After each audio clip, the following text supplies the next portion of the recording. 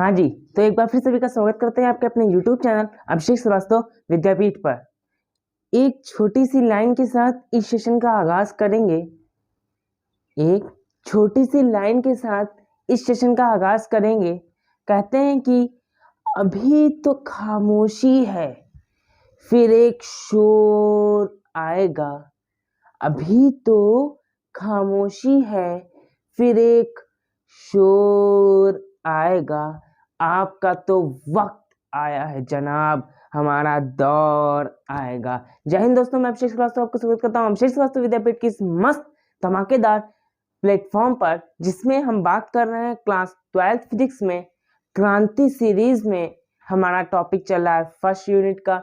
उसमें हमने क्या पढ़ लिया? हमने आवेश पढ़ लिए, उसके बाद हमने कूलाम का नियम पढ़ लिया, उससे मिलती जुलती बहुत सारी चीजों को हमने समझ लिया, फिर उसका सदिश रूप भी देखा था हमने। अब हम बात करेंगे, उसका लास्ट टॉपिक बचता है एक चैप्टर के नाम से ही कि वैद्युत आवेश खत्म हो गया, फिर कूलाम का नियम। अब आता है टॉपिक वैद्युत क्षेत्र। क्या टॉपिक आता है? टॉपिक आता है वैद्युत क्षेत्र। बहुत बढ़िया सा टॉपिक है, इसको जल्दी से खत्म करेंगे। बहुत अच्छा सा टॉपिक है, ये सभी टॉपिक्स में बहुत बढ़िया सा टॉपिक है, इसको खत्म करेंगे जल्दी से। हाँ जी, तो हमने कहा बहुत बढ़िया सा टॉपिक है, तो बढ़िया से टॉपिक को हमने पहले जो आवेश पढ़ा था उसमें हम बात कर रहे थे कि एक है वो प्लस की है, अगर धनावेश है तो उसके पास अगर माइनस आता है, ऋणावेश आता है, तो वो क्या करती है? उसको आकर्षित कर लेती है। या कोई धनावेशित वस्तु है, उसके पास अगर धनावेशित वस्तु आएगी वो दूर दूर चली जाएगी। ऐसा हमने कुछ पढ़ रखा है ना? हाँ जी, पढ़ रखा है कि नहीं पढ़ रखा है? हमने ऐसा पढ़ रखा है कि अगर कोई, ये किसने बताया? बेंजामिन फ्रैंकलिन ने बताया था कि अगर कोई पॉजिटिव है उसके पास अगर निगेटिव आएगा तो वो एक दूसरे को आकर्षित कर लेगा। हमने ऐसा कुछ उन्होंने बताया था। और कोई पॉजिटिव है उसके पास अगर पॉजिटिव आएगा तो वो एक दूसरे को प्रतिकर्षित कर देगा, रिपल्सन कर लेगा, और ये अट्रैक्शन कर लेगा। या अगर कोई ऋणावेशित है, कोई ऋणावेशित है, वो रिपल्सन कर देंगे। या अगर कोई ऋणावेश है, अगर कोई धनावेश पास में आएगा तो वो अट्रैक्शन कर लेगा। ऐसा किसी ने बताया था? किसी ने नहीं, बेंजामिन फ्रैंकलिन ने बताया था। तो देखो, मतलब कि जब कितनी पास आए या कितनी दूर हो तो ये एक दूसरे को आकर्षित कर, ये अगर हम कहें कि एक ये धनावेश जो है वो रखा हुआ है वहां, कहाँ? ये धनावेश लखनऊ में रखा गया है और ये ऋणावेश जो है वो दिल्ली में रखा है, तो क्या ये दोनों क्या आकर्षित हो पाएंगे? बताओ भैया, हो पाएंगे क्या? या फिर तो हम कैसे जाने, हमें पता कैसे चलेगा कि हम कितने पास, कहाँ पर हम इनको लाएं कि ये एक दूसरे से मिल जाए? हमें कैसे पता चलेगा? जैसे अगर हम, अच्छा चलो थोड़ा पास में मान लेते हैं, अगर हमने कहा जैसे ये धनावेश जो है वो लखनऊ में ही है, लखनऊ में, ये दुबग्गा में है, ये है चारबाग में, या गोमती नगर में है और ये दुबग्गा में है। तो क्या ये एक दूसरे को आकर्षित कर पाएंगे क्या, या आकर्षित कर पाएंगे क्या?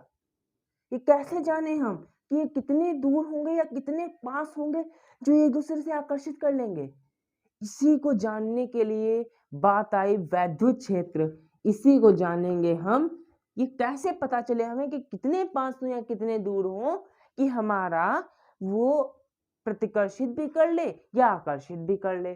इसीलिए हेडिंग लगा लो इसको जानने के लिए, वैद्युत क्षेत्र, इलेक्ट्रिक फील्ड।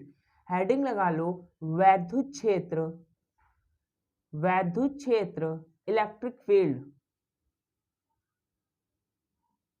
इलेक्ट्रिक फील्ड, वैद्युत क्षेत्र, इलेक्ट्रिक फील्ड की बात करेंगे कि दो आते हैं, एक उधर से आ रहा है, एक उधर से आ रहे हैं, पास में आए, अगर अलग अलग है तो आकर्षित हो जाते हैं, अट्रैक्शन आ जाता है। और अगर समय एक ही सेम के हैं तो वो रिपल्सन हो जाता है, मतलब कि भाग जाते हैं दूर दूर। ये जानने के लिए उन्होंने कहा कि जो अगर कोई धनावेश है तो उसके आसपास कोई एक क्षेत्र होगा, उसके आसपास कोई एक क्षेत्र होगा जहां पर अगर कोई उतने एरिया में आया तो मैं उसको आकर्षित या प्रतिकर्षित कर दूंगा। जैसे धनावेश था, इसने कहा ये भैया मेरा एक क्षेत्र है, अगर इस क्षेत्र के अंदर कोई भी घुसा मैं उसको गिरा दूंगा, खत्म कर दूंगा। उसने कहा ये भैया मेरा क्षेत्र है, इस क्षेत्र के अंदर अगर कोई आया तो मैं उसको, ऐसे नहीं कहीं लड़ाई, मेरे मोहल्ले में आके दिखाओ तब देखेंगे, आओ मेरे मोहल्ले में। तो उसी तरीके से ये है कि कहा ये मेरा मोहल्ला है, मेरा एरिया है, आके दिखाओ इसमें, बताएं फिर जाने। तो इसके लिए क्या किया, इसने एक क्षेत्र बनाया कि ये इसका एरिया होगा, इस एरिया में कोई आएगा तो वो क्या कर देगा, उसको आकर्षित कर लेगा या प्रतिकर्षित कर लेगा। ऐसे निगेटिव ने किया, ऐसे निगेटिव था एक, उसने भी कहा चलो हमने पॉजिटिव की बात की, अब निगेटिव की बात करते। ऐसे ये निगेटिव था एक, उसने कहा अगर एक कोई भी आया धनावेश हमारे पास, कोई भी ऋणावेश आया तो देख लें, आए हमारे एरिया में आके दिखाए, हमारे एरिया में आके दिखाए तो बताएंगे उसको हम। उसने कहा हमारे एरिया में आके दिखाओ फिर बताएंगे तुमको, दम हो आके दिखाओ, ऐसा उसने कहा चैलेंज दे दिया उसने, बताओ ऐसे।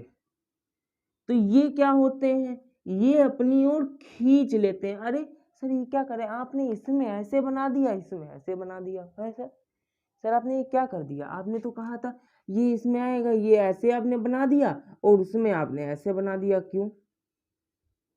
अरे इसके पीछे भी लॉजिक है, इसके पीछे भी कॉन्सेप्ट है। देखो ये देखो, इसने कहा अगर मेरे मोहल्ले में आ गए तो हम बता देंगे फिर हम कौन है, हम बता देंगे फिर हम कौन है। उसने कह दिया हम बता देंगे फिर हम कौन है, आ जाओ हमारे मोहल्ले में, आके दिखाओ। देखो ये धनावेश था या ऋणावेश था। तो इसने कहा कि अगर अगर कोई भी धनावेश मेरे पास आया तो मैं उसको प्रतिकर्षित कर दूंगा, या ऋणावेश आया तो मैं इसको आकर्षित कर लूंगा। इसने कहा अगर कोई धनावेश मेरे पास आया मैं उसको आकर्षित कर लूंगा, अगर कोई ऋणावेश आया मैं उसको दूर फेंक दूंगा, मतलब प्रतिकर्षित कर दूंगा। तो इसके लिए ये आसपास का एक क्षेत्र हो गया, मतलब कि बस इतने ही क्षेत्र में कोई आएगा तो वो कर पाएगा उसको आकर्षित या प्रतिकर्षित, या उसके बाहर अगर यहाँ पर भी आया, यहाँ पर भी आया तो नहीं कर पाएगा, अगर वो यहाँ पर भी आया तो भी नहीं कर पाएगा, अगर वो यहाँ पर भी आया तब भी नहीं कर पाएगा, अगर वो इसके अंदर आ गया थोड़ा सा भी तो वो उसको अट्रैक्ट कर लेगा या रिपल्सन कर लेगा। ठीक।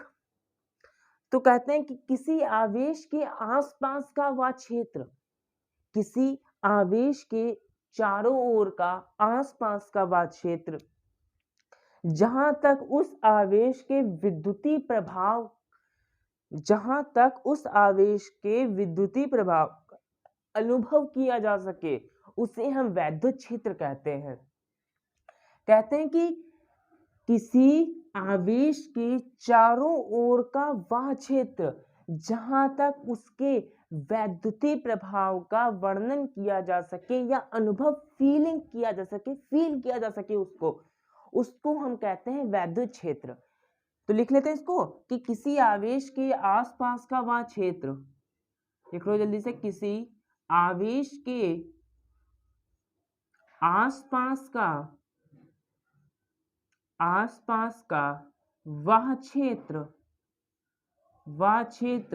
जहां तक उसके विद्युतीय प्रभाव का अनुभव किया जा सके, अनुभव किया जा सके उसे वैद्युत क्षेत्र कहते हैं।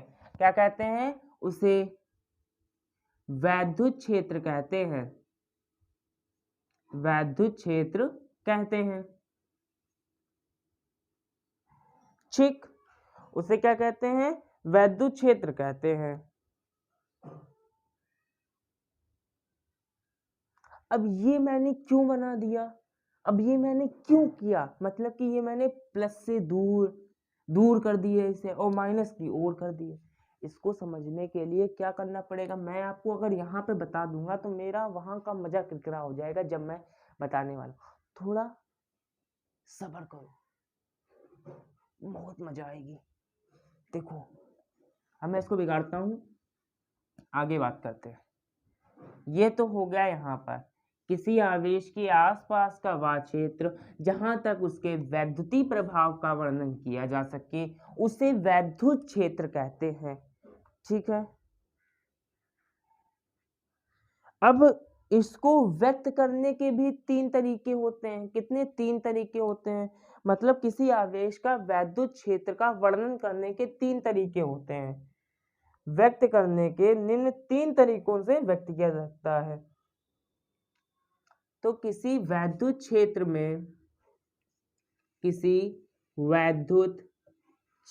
में आवेश के वैद्युत क्षेत्र का में स्थित किसी बिंदु पर वैद्युत क्षेत्र को में स्थित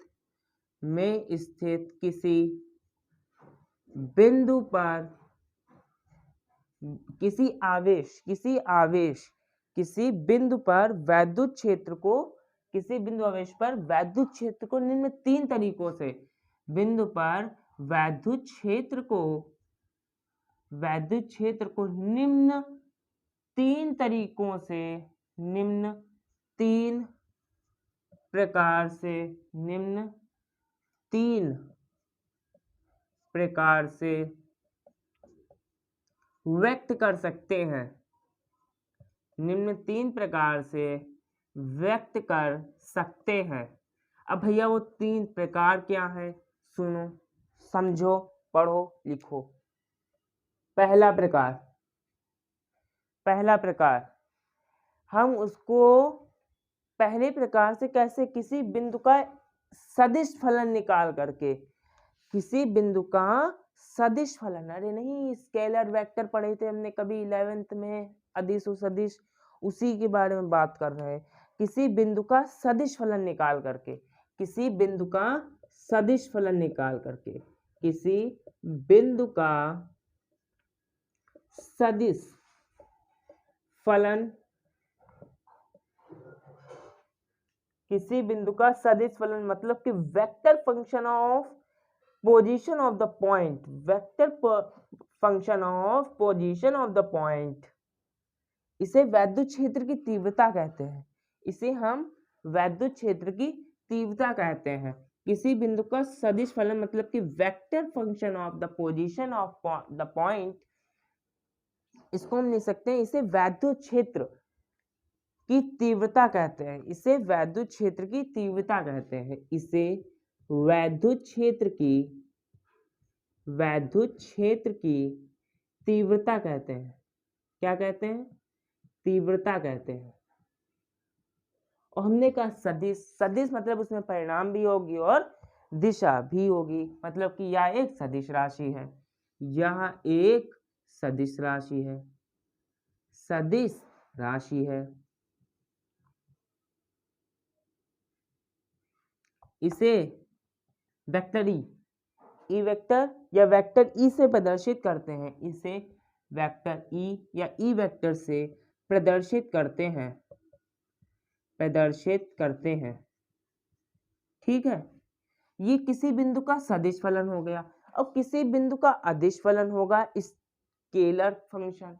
किसी बिंदु का अदिश फलन, किसी बिंदु का अदिश फलन, स्केलर फंक्शन, अदिश फलन। ये कैसे करते हैं? चलो करके देखते हैं, बहुत मजेदार आने वाला है भैया। ये पहला चैप्टर बहुत बड़ा है, पहले बता दे रहे हैं आपको।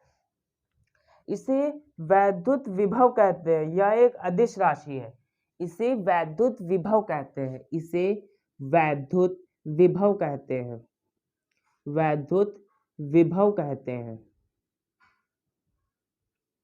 ये कोई नहीं बताएगा भैया, बता दे रहे हैं। यह एक अदिश राशि है, मतलब कि आपको बता तो देंगे केवल एक प्रकार से वैद्युत बल रेखाओं द्वारा आपको बता देंगे, लेकिन मैं इस तरीके से आपको बताऊंगा कि मजा आ जाएगी। बस समझ लो, पढ़ाए तो होंगे ये नहीं पता होगा वैद्युत क्षेत्र क्यों होता है, किसके लिए, क्या कहाँ प्रयोग किया जाता है, ये कोई नहीं बताए, मैं बता रहा हूँ। समझ लो, सुन पढ़ लो। इसे वैद्युत विभव कहते हैं। यह एक अदिश राशि है, अदिश राशि है। इसे V से प्रदर्शित करते हैं, V से प्रदर्शित करते हैं। नीचे का दिखेगा आपको कि नहीं दिखेगा, एक मिनट देख लेते हैं फिर आगे बताएं।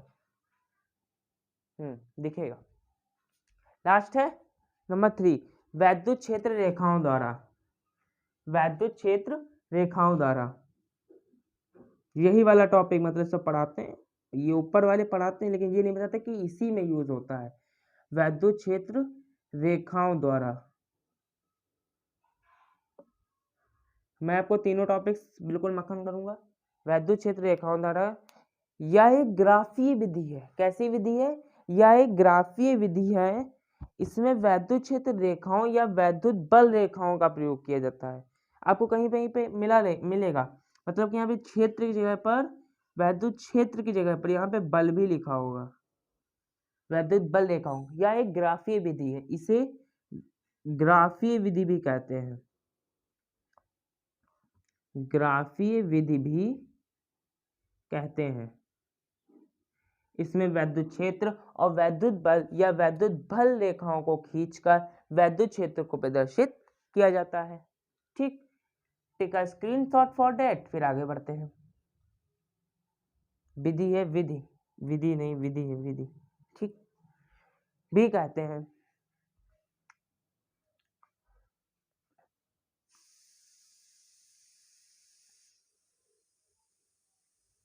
ठीक है, इतना नोट कर लो, फिर आगे बढ़ते हैं।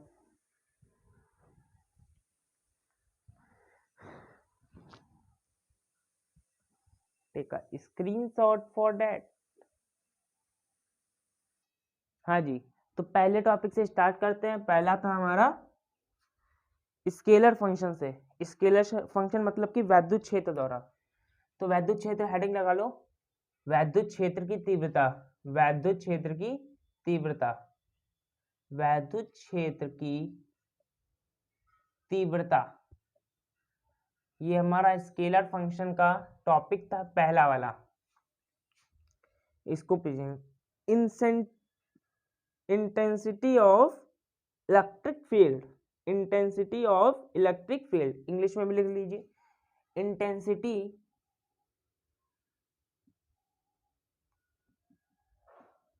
Of electric field, intensity of electric field, वैद्युत क्षेत्र की तीव्रता। इसको खत्म करेंगे जल्दी से। देखो, किसी वैद्युत क्षेत्र की तीव्रता मतलब कि वैद्युत क्षेत्र में स्थित किसी बिंदु पर वैद्युत क्षेत्र को ज्ञात करने के लिए, मतलब कि वैद्युत क्षेत्र की तीव्रता को ज्ञात करने के लिए उस पर हम एक अत्यंत सूक्ष्म आवेश Q0 का प्रयोग करते हैं।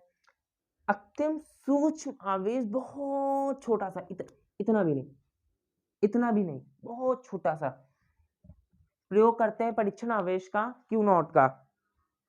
इसको हम परीक्षण आवेश कहते हैं। क्या कहते हैं? परीक्षण आवेश कहते हैं। मतलब कि किसी वैद्युत क्षेत्र में स्थित किसी बिंदु पर वैद्युत क्षेत्र की तीव्रता ज्ञात करने के लिए हम उस बिंदु पर एक परीक्षण आवेश, अत्यंत सूक्ष्म आवेश Q0 का उपयोग करते हैं। तो कहते हैं कि वैद्युत क्षेत्र में स्थित किसी बिंदु पर वैद्युत क्षेत्र की तीव्रता उस बिंदु पर रखे परीक्षण आवेश पर लगने वाले बल और खुद उस परीक्षण आवेश के अनुपात के बराबर होती है। कुछ समझे? देखो ऐसे, मतलब कि E vector is equal to होगा F upon Q0, F upon Q0। यही इसका भैया f जो होगा वो भी वेक्टर फंक्शन है, f जो है वो भी वेक्टर फंक्शन है, तो f पर भी तीर लगा दो ऐसे, ठीक है। अब इसको हम थोड़ी ये मैथमेटिकली लिख लिया हमने, थोड़ी भाषा में लिख देते हैं कि वैद्युत क्षेत्र की तीव्रता को हम कैसे लिखेंगे। वैद्युत क्षेत्र में स्थित किसी एकांक परीक्षण आवेश पर वैद्युत क्षेत्र में स्थित एकांक परीक्षण आवेश को एकांक परीक्षण आवेश Q नॉट वैद्युत क्षेत्र में स्थित किसी बिंदु पर, ये किसी बिंदु पर तो लिखा ही नहीं मैंने, वैद्युत क्षेत्र में स्थित किसी बिंदु पर वैद्युत क्षेत्र में स्थित किसी वैद्युत क्षेत्र में रखे किसी बिंदु पर रखे एकांक परीक्षण आवेश पर वैद्युत क्षेत्र में किसी बिंदु पर रखे एकांक परीक्षण आवेश Q नॉट पर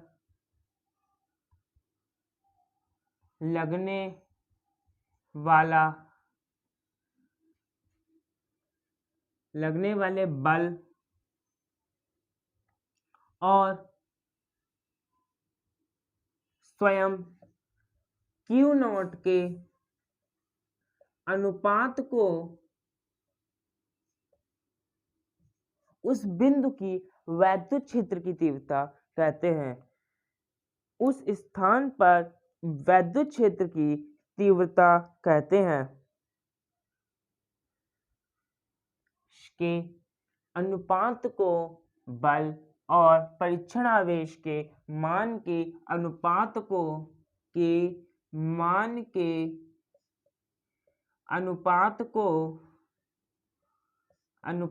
को उस स्थान पर वैद्युत क्षेत्र की तीव्रता कहते हैं। इसे F अपॉन Q नॉट लिख सकते हैं इसको, ठीक है।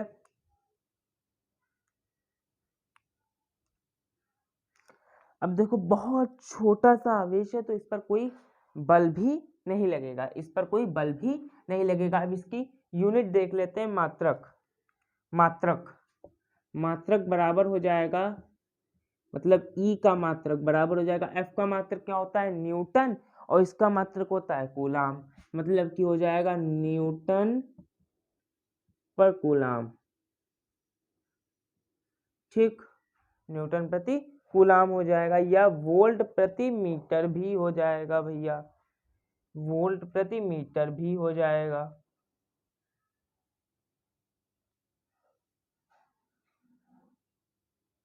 ठीक।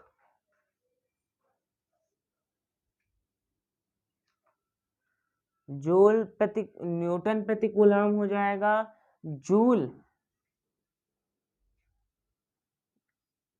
एक मिनट रुक जाइए, V बराबर होता है V बराबर W बटे क्यू नॉट होता है, V बराबर W बटे क्यू नॉट होता है कि नहीं होता है, होता है, तो Q ऊपर चला जाएगा, क्यू नॉट बराबर हो जाएगा W बटे क्यू हो जाएगा, कार्य मात्रक जूल ये हो जाएगा और ये हो जाएगा V है, जूल बटे कूलाम हो जाएगा, यहाँ पर जूल बटे कूलाम हो जाएगा, वोल्ट बराबर, तो जूल बटे, कुछ गड़बड़ हो रहा है, एक मिनट,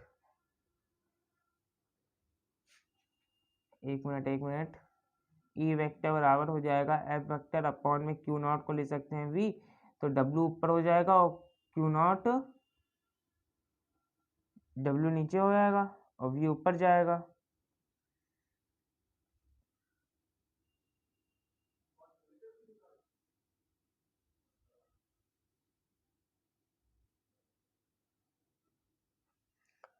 कूलाम इंटू मीटर हो जाएगा यहाँ पर, 1 मिनट, इसके मात्रक हो जाएंगे 2, एक हो जाएगा हमारा जूल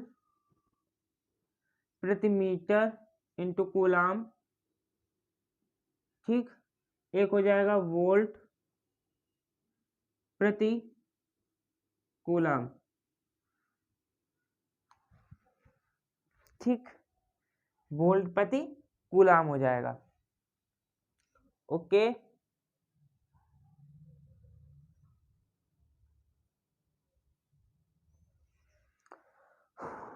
अब आगे बढ़ते हैं, आगे बात करते हैं।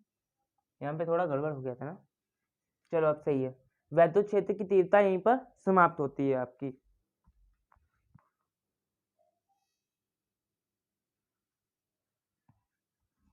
ठीक, अब 2 टॉपिक बचे, मतलब वैद्युत बल रेखाएं और वैद्युत बल रेखाएं और आगे वैद्युत विभव बाकी है, तो उसको हम नेक्स्ट सेशन में खत्म करेंगे। ठीक, आज के लिए इतना ही, मिलते हैं नेक्स्ट सेशन में। ये आपको समझ में आ गया कि नहीं आ गया? आ गया कि नहीं आया? वोल्ट लिखा है, ये वोल्ट, वोल्ट प्रति कूलाम, ठीक।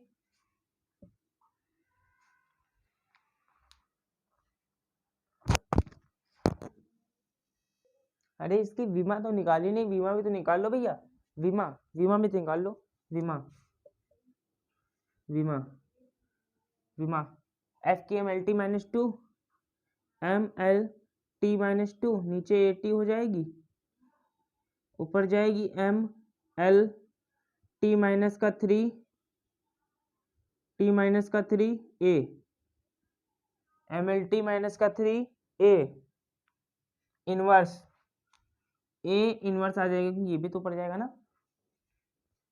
ठीक, ठीक है।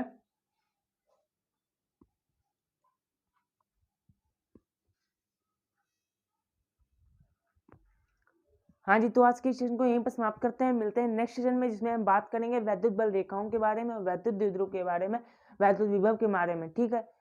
तब तक के लिए खुश रहिए, मस्त रहिए, धन्यवाद।